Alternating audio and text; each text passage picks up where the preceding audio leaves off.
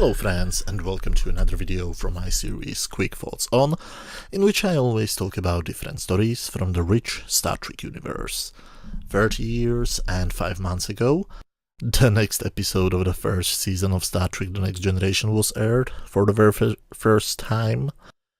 It was called Skin of Evil, and these are my honest opinions about it. The Enterprise flies on impulse power, only to rendezvous with Shuttlepod 13. This week's chief engineer is doing some technobabble with the lithium crystals, so they can fly with impulse only, and the bridge crew has some time for random chat. Tasha talks with Worf about something which will never be mentioned again, and the scene ends with a detail of Tasha's face giving Worf a creepy look. I mean, if a man was caught on video staring in a similar way at a woman, all of the Twitter users would lose their minds. They suddenly catch a distress call from the Shuttlepod, which has Deanna on board, so they need warp. The engineer puts the crystals back in, and they set it up like it's going to be a major plot point. But they work perfectly. Which means that this whole subplot was absolutely pointless. So why was it included in the episode? Anyway, when they get to the planet, they find out that the shuttle has crashed, but for some strange reason they can't check if there are any survivors, or beam them on board. That means that Tasha, Dr. Crusher, Commander Riker, and Data have to beam down to the wreckage, but they can't go any closer. They are stopped by some strange black liquid, which follows them when they try to walk around it. I don't know why they don't just jump over it or beam its next side or whatever. They soon find out that the black goo is actually a life form, and it transforms into a humanoid-looking creature. They try to communicate, but the creature, which calls himself Armus, refuses to let them go to the shuttle. Tasha, however, tells them they need to get to their friends, and she tries to walk around him.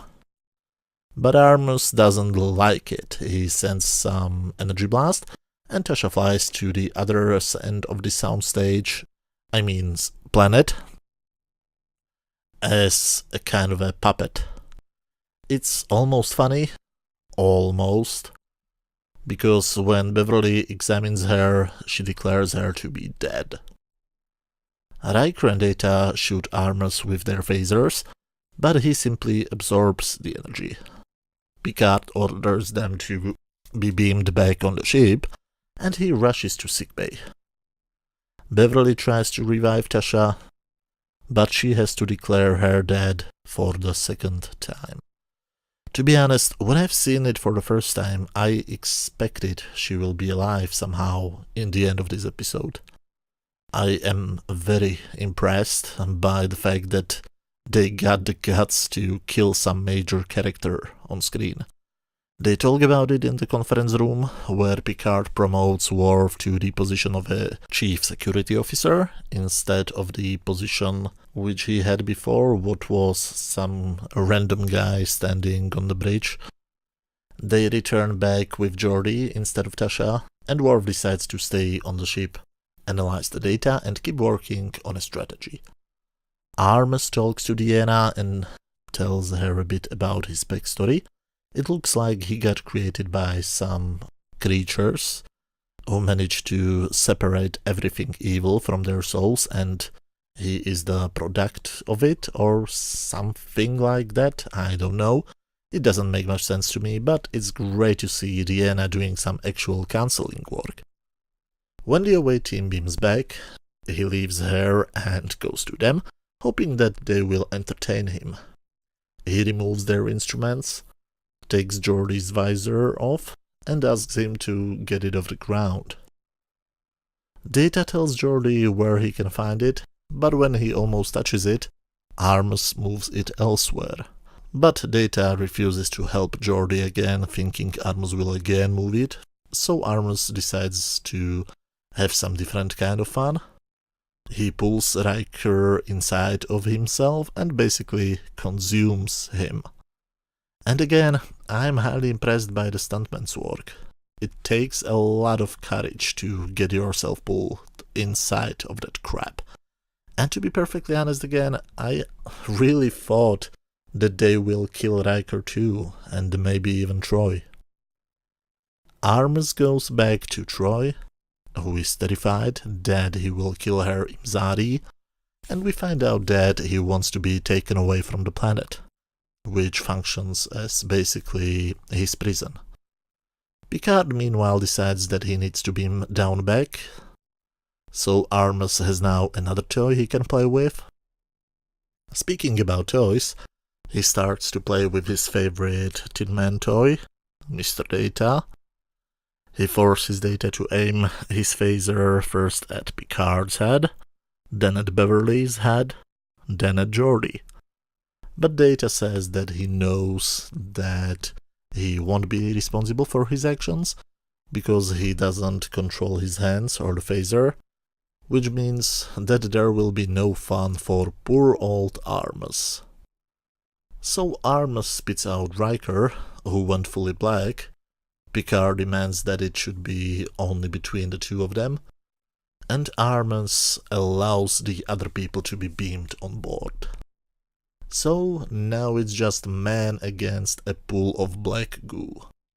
But first, Picard gets the chance to speak to Deanna. After he promises to Armus he might take him away from the planet. When he gets back, he starts to provoke Armus. Back on the Enterprise, Worf and Wesley found out that when he's pissed, his force field is slower. So when Picard angers him, he lowers his force field thingy, and all three of them can be beamed up to the ship.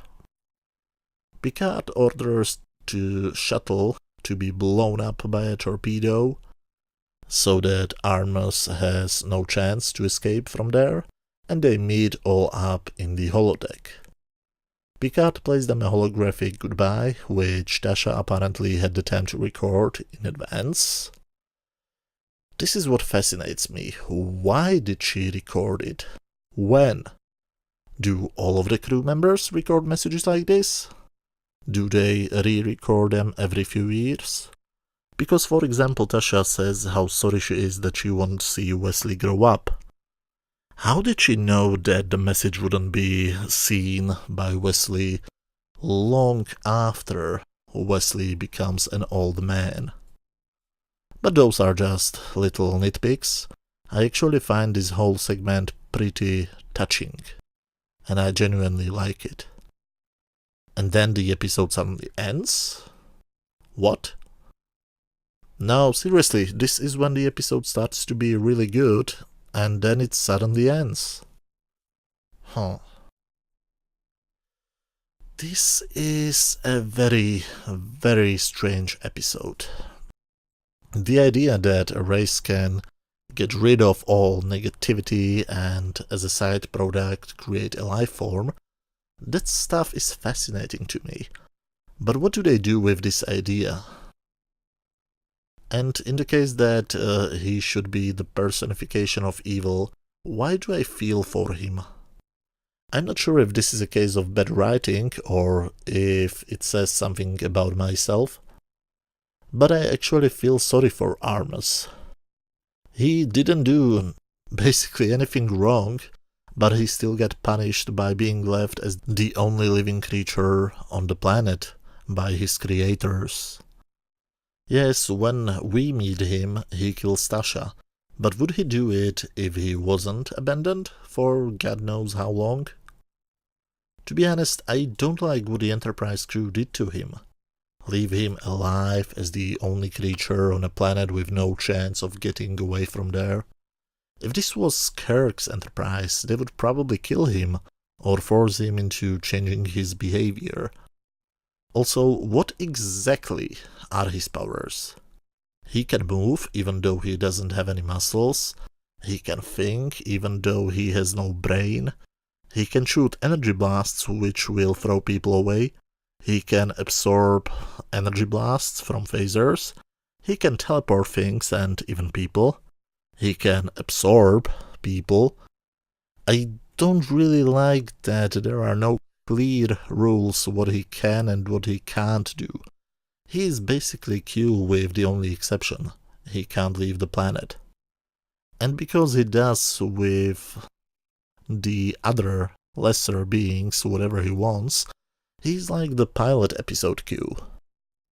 The ending scene where Tasha says goodbye to everybody is simply beautiful and very touching, but what comes before that scene is a big mess. I understand that it's hard to write an episode where the villain is a pile of black goo, but I still believe this script needed a few more rewrites. On my standard scale, from 0 to 10, where 0 is complete garbage, 5 is just average, and 10 is a masterpiece, I would give this episode 6 out of 10. I know that many people will think this score is too low, and many other people will think that this score is too high, but I think it deserves a quote-unquote better than average rating. But as always, these are just my opinions. Let me know what do you think down in the comment section. If you like this video, please hit that thumbs up button. And if you have some free time, feel free to check any of the other videos on my channel. You should see some links on screen right now. And see you very, very soon. Thanks a lot for watching, and bye.